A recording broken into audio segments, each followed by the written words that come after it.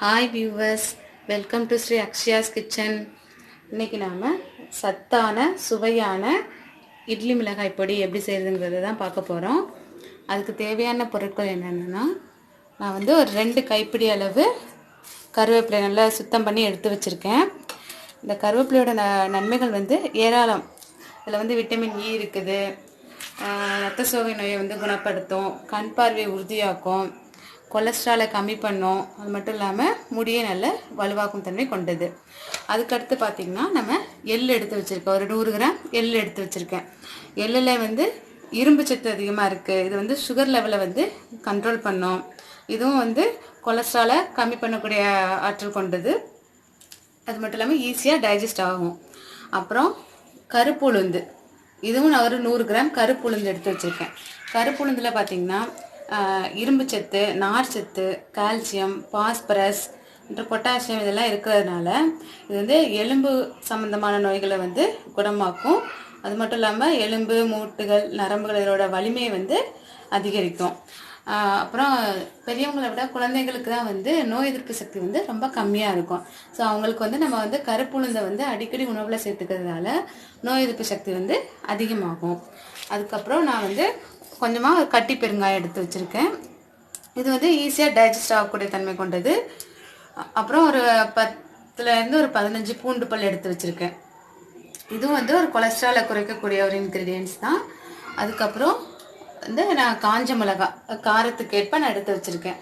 பார்த்திங்கன்னா இந்த இட்லி பொடிக்கு வந்து கொஞ்சம் காரம் தூக்கலாக இருந்தால் தான் நல்லாயிருக்கும். ஏன்னா நம்ம வந்து எண்ணெய் ஊற்றி சாப்பிடும்போது கொஞ்சம் காரம் அதிகமாக இருந்தால் தான் நல்லாயிருக்கும். ஸோ வந்து நான் கொஞ்சம் நல்லாவே ஒரு 30லேருந்து ஒரு 40 கிட்ட ஒரு காஞ்ச மிளகாய் எடுத்திருக்கேன். நீங்கள் வந்து உங்கள் காரத்துக்கு ஏற்ப நீங்கள் எடுத்துக்கோங்க.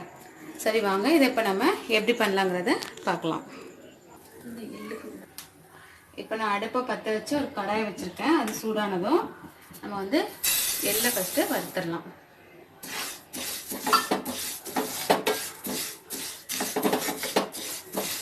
அடுப்பை வந்து மீடியம் ஃப்ளேமில் வச்சுக்கோங்க. எள்ளு வந்து தீஞ்சிடக்கூடாது, அதே சமயம் நல்லா வறுபடாமலும் இருக்கக்கூடாது. அது வந்து எள்ளு வந்து நல்லா பொரியும். அந்த டைமில் நம்ம எடுத்துடலாம். எல்லாமே நம்ம ட்ரை ரோஸ்ட் தான் பண்ணணும்.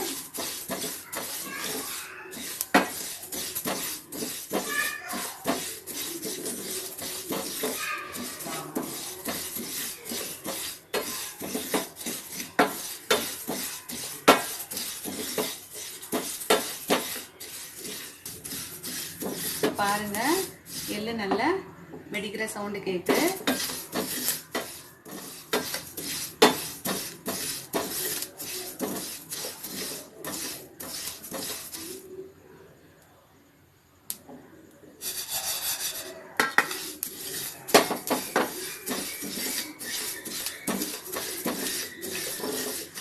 இப்போ இது நம்ம எடுத்துடலாம். இதை ஒரு பிளேட்டுக்கு மாற்றிடலாம்.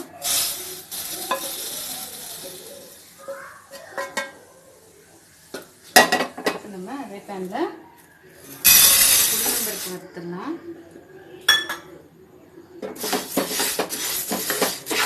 உளுந்தம்பருப்பு நல்லா மழை வர வரைக்கும் நல்லா வறுத்துடலாம். இதுவும் நம்ம ட்ரை ரோஸ்ட் தான் பண்ண போகிறோம்.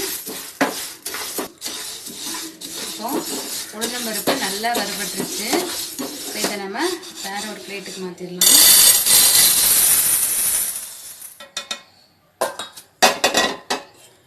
இப்போ இந்த பேனில் கொஞ்சமாக எண்ணெய் விட்டுக்கலாம். எண்ணெய் விட்டுக்கலாம். எடுத்து வச்சுருக்க கருவேப்பிலையை இதில் போட்டு நம்ம லைட்டாக வறுத்து எடுத்துடலாம்.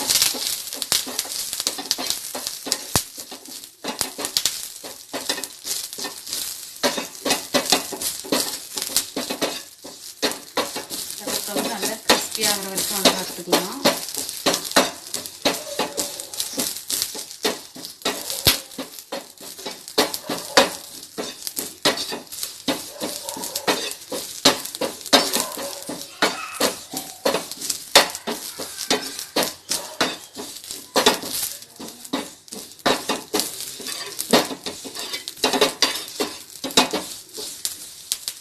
நல்லா இப்போ கருவேப்பிலை நல்லா வறுத்தாச்சு. இப்போ எடுத்து பார்த்தா இந்த மாதிரி நல்லா கிறிஸ்பியாக உடையணும், அந்த அளவுக்கு வறுத்துக்கோங்க. இப்போ இதே நாம் இந்த உளுந்தம்பருப்போட போட்டுடலாம். இப்போ இல்லை, இன்னும் கொஞ்சம் எண்ணெய் விட்டுக்கலாம். எண்ணெய் விட்டு எடுத்து வச்சுருக்க வத்தலை நம்ம நல்லா வறுத்துடலாம்.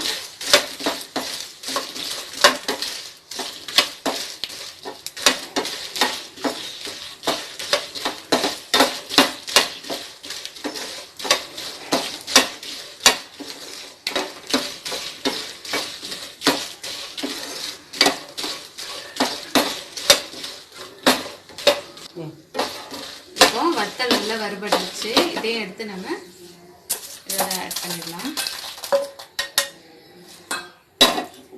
அதில் இன்னும் லைட்டாக ஆயில் ஆட் பண்ணிவிட்டு அதில் எடுத்து வச்சுருக்க பெருங்காயத்தை போட்டு நல்லா ஃப்ரை பண்ணிடலாம். பெருங்காயம் நல்லா பொரியட்டும்.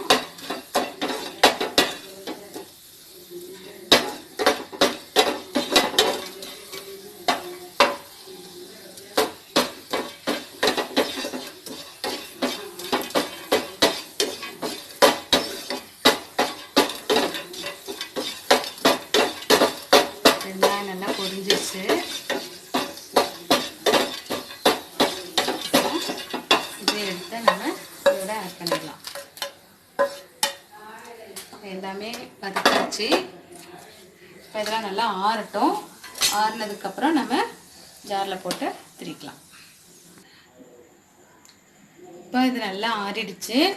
இப்போ வத்தல், கருவேப்பிலை, பெருங்காயம், உளுந்தம்பருப்பு இதை மட்டும் ஃபஸ்ட்டு போட்டு ஒரு சுற்று சுற்றிக்கலாம்.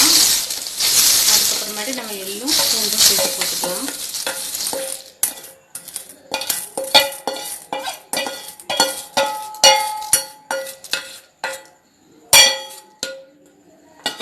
இது கூட நான் கொஞ்சமாக கல்லுப்பு ஆட் பண்ணிக்கிறேன். இதை வந்து நம்ம ஒரு சுற்று சுற்றிட்டு வரலாம். இப்போ ஒரு சுற்றி சுற்றி எடுத்தாச்சு. இப்போ இது கூடவே நம்ம எள்ளு ஆட் பண்ணிக்கலாம். எள்ளும் பூண்டும் ஆட் பண்ணிக்கலாம். இதை நம்ம திரிச்சிட்டோம். இப்போ திரிச்சிட்டு வந்தாச்சு. பாருங்கள், இப்போ நம்மளோட சத்தான சுவையான இட்லி பொடி ரெடி ஆயிடுச்சு. இது இட்லி தோசைக்கெலாம் சூப்பராக இருக்கும். நீங்களும் இதேமாரி உங்கள் வீட்டில் ட்ரை பண்ணி பாருங்கள். மறக்காமல் கமெண்ட் பண்ணுங்கள். தேங்க்யூ.